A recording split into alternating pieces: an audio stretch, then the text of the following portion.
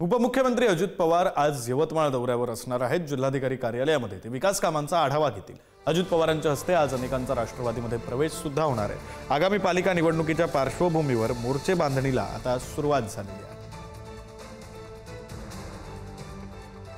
राज्याचे उपमुख्यमंत्री अजितदादा पवार हे यवतमाळ दौऱ्यावर येत आहेत। त्याच अनुषंगाने यवतमाळच्या समता मैदान परिसरामध्ये राष्ट्रवादी काँग्रेस पार्टीकडून ही संपूर्ण तयारी सुरू आहे।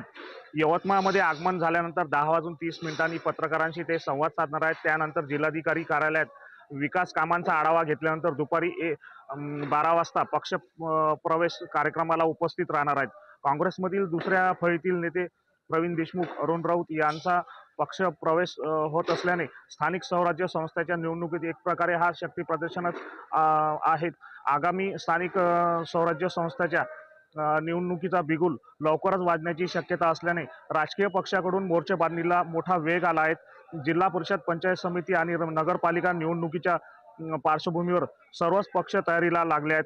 त्याच पार्श्वभूमीवर हा दौरा होत आहे आणि एकंदरीत जर पाहतो म्हटलं तर यापूर्वी राज्याचे उपमुख्यमंत्री एकनाथ शिंदे हे सुद्धा येऊन गेलेले आहेत आणि त्यानंतर आता अजितदादा पवार येत आहेत। त्यामुळेच एक प्रकारे ही पक्षाकडूनच मोर्चे बांधणीला मोठा वेग आलेला आहे।